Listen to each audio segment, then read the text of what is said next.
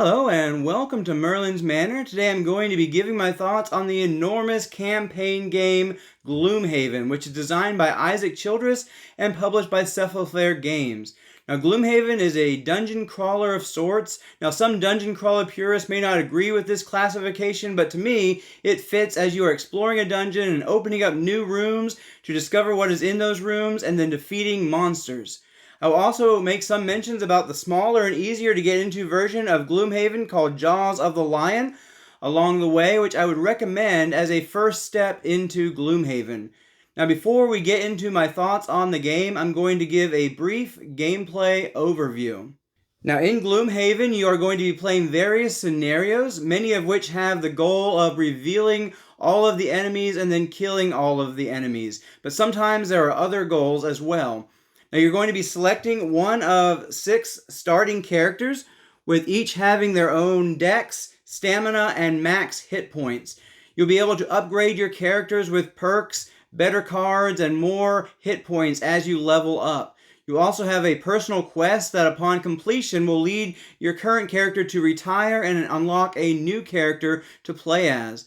Now, as far as the individual scenarios go, you'll select an amount of cards to take into a scenario that is equal to your player's stamina, which will be mentioned on your card. Each player has a different amount of stamina, and then you're going to equip items that you have bought from the store. And then each round, you're going to be selecting 2 cards to play.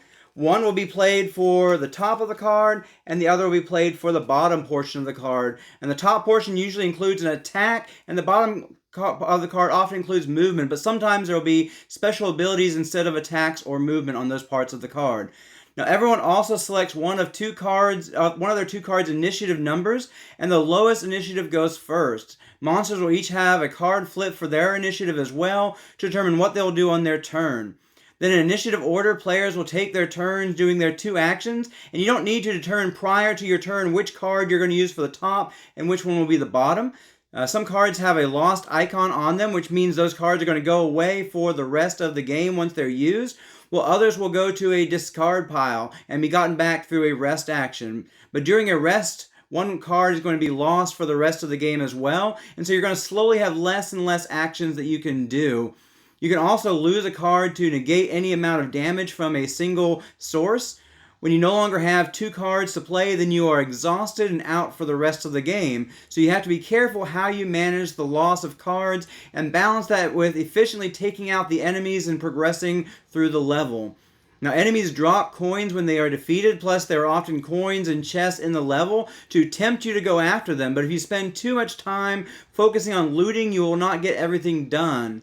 Now, after a scenario, if you win, you will unlock more scenarios and gain rewards, and then you can go back to Gloomhaven to spend gold in the shop, to upgrade your character, and even to retire if you've met your personal goal. Now, there are events you do in the city if you want to, and you always do a road event unless you're doing a scenario that is linked to your current location. The events have a basic scenario that you're going to read off, and you're going to choose to do one of 2 options. And then you're going to gain rewards or negative effects based on your choice. This is the basic gist of the game, as it's a very complex game. There's, of course, a lot more to it than this, but this is enough to give you a general sense of what you do when playing Gloomhaven. So let's go ahead and jump into the actual game review itself, starting with art and components. Now, the components are good. I really like all of the miniatures in the game, and with many of them needing to be unlocked, you get to reveal them slowly throughout the campaign, which keeps things very interesting as you go. The cards are decent quality, and the iconography works well.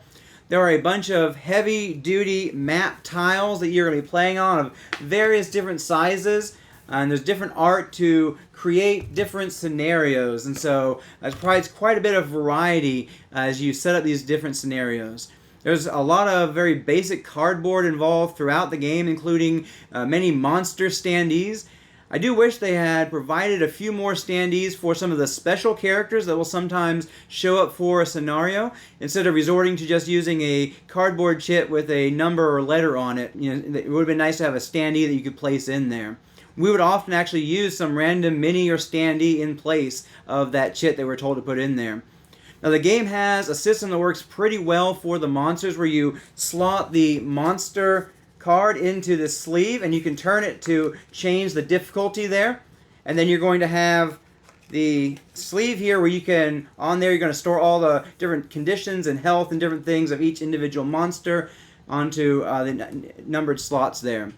Now, I did decide to upgrade to dials that you slot the standees into because keeping track of health on the cards can be a bit fiddly. Others use an app for this purpose as well as for card draws as well. The mini Euro-sized cards for attack modifier decks can get worn out easily, and so I highly recommend sleeving them to keep them from being destroyed over the entire campaign. I didn't sleeve our Jaws of the Lion cards, and by the time we'd played through the 20 or so game campaign twice, they were about done.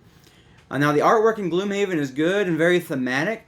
You have a picture of your personal character on your card, which all these look great, and there are plenty of unique monsters that look great as well. And finally, you have a large scenario book which provides the meat of the game. The one downside to the scenario book is that the scenarios are fully displayed in the book, including locked rooms that you're not supposed to see those until you unlock them. And so you're not supposed to know what's in those rooms until you open the door. And so when setting up the game, you have to be careful not to glance at the other rooms. Now, this is fixed in Frosthaven and in Forgotten Circles, and maybe fixed in the newer version of Gloomhaven that will be coming out. I'm not sure about that. But overall, I really like the art and components that you are getting. You're getting a lot of stuff in the box. One thing I will mention about Jaws of the Lion is that it does not use the map tiles, but instead has a scenario book that you play directly on the book, which sometimes can be a little awkward with the page split in the middle, but does make setup and teardown quicker and easier, which is a huge plus that might just make up for the cons there. Although there is no hiding future rooms at all in this situation. Now let's get into ease of play. This game is not easy at all to learn and play. There is a steep learning curve to this game. The rulebook is huge and there is a lot to learn. Many people play for a long time before they realize they're playing something wrong just because there's so much to digest, and there can be several edge cases where it's not easy to figure out the answer to how something works in that specific circumstance. Fortunately, there's a lot of help that can be found in the Board Game Geek forums and in the Facebook group for this game, and I highly recommend using those resources, especially early on as you're trying to learn the game and see if you have everything correct. I also highly recommend starting out with Gloomhaven Jaws of the Lion because it has 4 tutorial missions before the 5th mission adds in the final things which can ease you into learning the game. Now, regular Gloomhaven forces you to learn everything from the first scenario onward, which could definitely be overwhelming for some. This game is rated a 3.91 out of 5 on BGG for complexity, and that's because there is a lot to this game that may make this game too complex for some. Although if you have someone who can undertake learning and running the game and can teach the game to others, it does help a lot. We did have one player in our original group who does not play heavy games, but was able to grasp the game well enough to play her character while we ran the monsters, and at times helped her to understand some of the trickier nuances of her character's abilities. Now, also, some characters are more basic and easy to run than other characters, and so if you have concerns about being able to handle a more complex character, then I'd recommend finding one of the simpler characters to run. The more complex starting characters are the Mind Thief and the Spell Weaver, with some finding the Cragheart also to be a bit complex. The Brute is probably the simplest, followed by the Tinkerer, who is kind of a support character who helps heal and buff the other characters pretty well. The Scoundrel is also pretty simple, but has some complexity to her in figuring out adjacency, as she has abilities that want her enemy to be adjacent to an ally or requires an enemy not to be adjacent to one of its allies. So there can be a little bit of complexity that goes along with the Scoundrel there. Let's go ahead and talk about the gameplay itself now. I really enjoy the gameplay here in this game. There's quite the puzzle as you try to figure out the best action for the moment and how that could pair with another action, as well as timing the use of your items and timing the use of your lost cards so as not to use too many too early and burn out too early. But at the same time, not allowing things to take place so slowly by being afraid to use your lost cards at all. Unlocking new ability cards as you go keeps things fresh and encourages you to want to keep coming back and playing more to unlock your new abilities and to use the freshly unlocked abilities that you've already discovered. I like the way combat works where your attack value has a base depending on the attack, and then you'll flip a modifier card which will tell you whether you're going to add or subtract damage or even double your damage, or sometimes you do 0 damage. And sometimes they'll also add effects based on your character's own special add-ins to the deck. There's a higher degree of predictability with a deck like this as opposed to dice where with the deck you can think about what cards have already been pulled and you know what's left in the deck to a certain degree, whereas a dice is going to be a random roll every time. So I like that there's a deck of cards to modify your attacks there. Now when it comes to attacks, there's what I call Gloomhaven math involved, where you have to take the base and you add your poison, then add the modifier, then subtract any shield and so on, which can get a bit complex at times. But it's just a great system, and I also enjoy the perk system where you are rewarded for meeting battle goals and other things with being able to add special cards to your modifier deck based on your character class, and also thin out some of those negative or 0 damage cards. I do wish the goals were a bit more varied, as it seems about 90% reveal all rooms and kill all enemies. The few times there's a different goal involved, I find it adds a breath of fresh air to the game, and so I wish there was a greater variety of different scenario goals. Some people do not like the limited communication when it comes to choosing your initiative values, but I find it provides a little bit of risk when it comes to choosing your cards and what you can expect to be able to do on your turn, and that sometimes things don't work out the way you planned and it forces you then to improvise. Also, the random initiatives of monsters sometimes messes with your plans, and that's just part of the game. At least you can always flip which card you're using for the bottom and which you're using for the top from what you originally planned, or even just use a basic attack from the top or a basic move 2 from the bottom, if things don't work out as you planned. Some also do not like the way you cannot afford to go after all of the loot, because taking the time to collect all the loot can lead to running out of stamina. But again, I like how this causes you to make some tough decisions in the game. And there have been times when we finished early and wish we had taken a little bit more time to collect loot along the way, as we look back at the rooms there and see loads of coins that we left behind. I also like that you can choose to lose a card at any time to keep from taking damage, and this could be to keep from going to 0 health points and being exhausted, or it could just be you took like 12 damage if you didn't negate, and so that'd be a worse thing to do in the moment than losing a card. But of course, the earlier you lose a card, the quicker you're going to run out of cards, because that's one less card per round that you have to play. There's also a great push and pull between using cards early as lost cards versus playing a little bit more conservatively to keep from exhausting too quickly. And sometimes one character may well burn big early just to sacrifice for the rest, and that character can exhaust sooner but really make a huge dent in the enemies that makes the sacrifice worth it and lead the team to victory. The decisions between taking a long rest or a short rest is also an interesting one. Now, short rest is safer and it keeps you in the game fighting, but you don't heal 2 hit points, you don't reset your tapped items, and you have to lose a card at random instead of getting to choose the card that you lose. Whereas a long rest causes you to sit out the battle for an entire round, where you could potentially be attacked without being able to do anything yourself. Even the initiative choices can be interesting, as you may not always want to go the fastest. Maybe you go slow this turn, let the monsters come to you, or in order to move up to a monster and attack after they go, and then go fast the next round to attack them and then retreat. Overall, I find the many choices that you make each battle to be interesting and filled with a push and pull as to the benefits and the downsides. There is a certain degree of an efficiency puzzle involved in your choices, and that may be where some of the dungeon crawler purists take issue with this game, but I find that it all works really well. Now, the game also scales well in terms of player count with different amount of enemies, and in terms of leveling up with the enemies leveling up as you level up. You can also adjust the difficulty up or down by playing with the enemies at a higher level or a lower level than the standard. And when you retire a character, you get to retain a portion of his level by remaining at whatever the prosperity level is. And you also get added perks every time that you retire a character, as well as more starting gold throughout the game, which helps you to be able to jump right back in with that new character without feeling like you're starting over from scratch.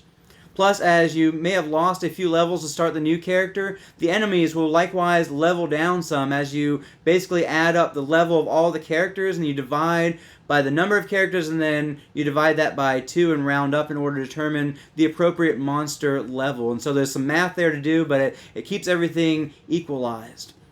I also really like the fact that you are constantly working to unlock things in the game, from unlocking perks and upgraded cards for your character, to unlocking and buying cool items with the gold that you get, to the big things, unlocking and playing as a brand new character. There's a ton of variety in this game that just gets bigger and bigger as you play and unlock things. And just about as playing as one character may be starting to get stale, you retire that character and you get to play as that brand new character with all new ability cards and new perks and everything. Now, there's also a ton of content as far as scenarios go, which really keep me wanting to play and play. The games themselves, they do often run long, especially when playing 4 players, and my wife and I actually played 2 characters each, which makes things take even longer because you are choosing for 2 characters and often trying to synergize your 2 characters' turns when you're doing that. And so if you're playing 2 characters, it's going to take even longer than if you're just playing a standard 4-player game. So keep that in mind, that the time commitment for both individual games and in order to finish this huge campaign is going to be quite the commitment. Now let's talk about replayability. And talking about replayability for Gloomhaven is a tough one because to a certain degree it depends on what you mean by replayability. We've logged over 115 plays with Gloomhaven, including about halfway through Forgotten Circles. Now this is between playing the campaign, side quests, and even solo side quests, as well as replaying failed scenarios. When we finally get done with it all, we will probably never replay it again unless friends want to play it with us. But we also got plenty of replay value out of playing the many scenarios. And there is the fact that we're ready to move on to Frosthaven and eventually play Crimson Scales. So there's just no reason for us to replay the campaign. But with so much content, including some branching paths, there's no reason we couldn't replay the campaign and still get a lot out of a replay of the campaign. If you anticipate wanting to replay the campaign, when you get done with it, you will want to get the removable stickers so that you can reset the campaign. Now, the game can be replayed, but I already feel one playthrough of the campaign gives plenty of value so that you don't have to literally replay the game to have the value that comes from a game having replayability. Now, you're going to get close to 100 plays without even getting the expansion or even playing the solo scenarios on a single playthrough. And so I think you can get a lot of value out of this game, even through that one campaign, but it is resettable if you get those stickers, and you can replay the game. Now let's talk about theme. The theme is great. There's an immersive story, which to me is not the biggest pull for the game, but it provides a narrative to go along with the battles that you are facing. There are also some real decisions that you're going to have to make, which are going to affect the way that the game plays out. And so you have to be careful about the decisions you make along the way. It is also thematic that you face events as you are traveling and have to make decisions that can either wind up being good for you or bad for you. There's also the thematic element that as you make decisions that are morally good or show courage, then it's going to lead you to having a better reputation. Whereas if you make morally suspect choices or do other things that are going to cause the people to look down on you, well, that's going to lower your reputation. And with a higher reputation, it comes with certain perks. But there also may be some things that require you to be a bit of a scoundrel in order to be able to do. And so even have a negative reputation may be good for something. And so you have to choose as you go on. And I find that very thematic and how that all works out. Now let's go into my final thoughts. Gloomhaven is one of my favorite games, and so naturally I am rating it a 10 out of 10. It may not be a game for everyone. After all, it is a very complex and difficult game to learn. And you may even have to be okay with realizing that you will not start out playing every rule right and be committed to continuing to study the rule book and looking things up on BGG or asking questions on Facebook to learn more and slowly get more and more knowledge of how the game is supposed to be played. And so you have to be okay with that concept there. On that note, I would highly recommend starting out with Jaws of the Lion as it eases you into the game a bit more by teaching the game in a few pieces at a time before adding everything in. It makes setup quicker and easier as well. It also includes my favorite character, the Hatchet.